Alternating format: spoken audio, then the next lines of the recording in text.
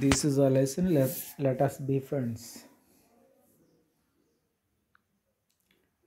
Now see,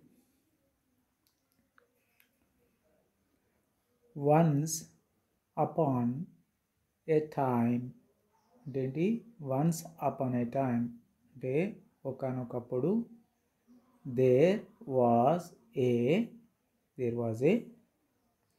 small boy called Hari. He was strong. ఏం చెప్తున్నాం ఇక్కడ? వన్స్ అంటే ఏంది? ఒకానొకప్పుడు. అపాన్ ఏ టైమ్ ఒకానొకప్పుడు. దేర్ వాజ్ ఏ అక్కడ స్మాల్ బాయ్ కాల్డ్ హరి. ఒక స్మాల్ బాయ్ ఉండేవాడు. ఆయన పేరేంటిది? హరి. He was strong. ఎలా ఉన్నాడు? చాలా స్ట్రాంగ్గా ఉన్నాడు. స్ట్రాంగ్ అంటే ఏంది? బలంగా ఉన్నాడు. And loved to tease. కానీ అతనికి ఇతరులను ఎగతాళి చేయడం, గిచ్చడం అంటే చాలా ఇష్టం. ఆల్ ద బాయ్స్, అందరు బాయ్స్ అందరు కూడా, అండ్ గర్ల్స్, బాయ్స్ మరియు girls, who went to school with him, ఎవరైతే తనతోని, all the boys and girls, ఎవరైతే తనతోని గర్ల్స్ ఎవరైతే వెళ్ళేవారో వారందరినీ ఏం చేసేవాడు? ఈ హరి అందరినీ టీచ్ చేసేవాడు, గిచ్చేవాడు.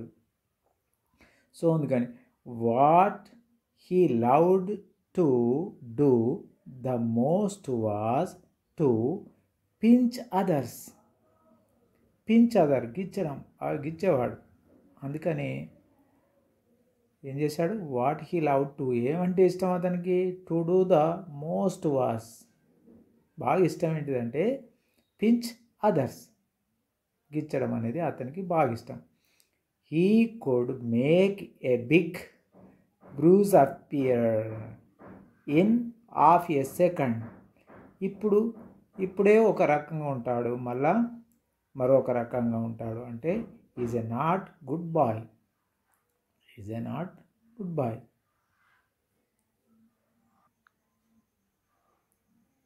ఈజ్ నాట్ గుడ్ బాయ్ కదా, చాలా మంచివాడు కదా, అలా ఉండకూడదు కదా. ఈ most was to pinch others.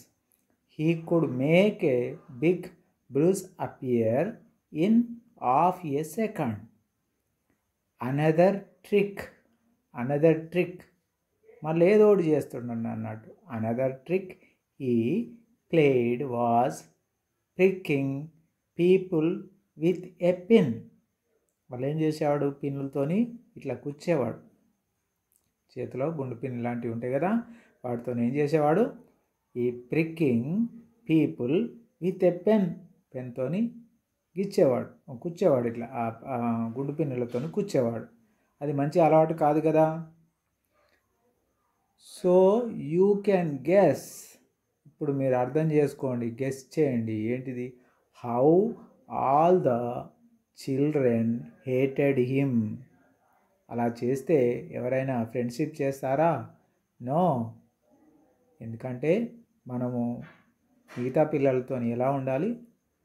చాలా మిత్రుత్వంగా ఉండాలి. అలా కానీ ఇలా గుండు పిన్నులు కుచ్చడము లేదా గిచ్చడం కానీ చేయకూడదు. అందుకని so you can guess how all the children hated him. They tried pinching him back, but that was no good because he could always pinch much harder. Pinch ఎలా గిచ్చేవాడు? చాలా గట్టిగా గిచ్చేవాడు. They tried pinching him back. ఇక్కడ వెనుక వైపు మెల్లగా గట్టిగా గిచ్చేవాడు. But that was no good because he could always pinch much harder. బాగా గట్టిగా గిచ్చేవాడు. పాపం మిగతా వాళ్ళకి ఎంత నొప్పిగా ఉండదు కదా.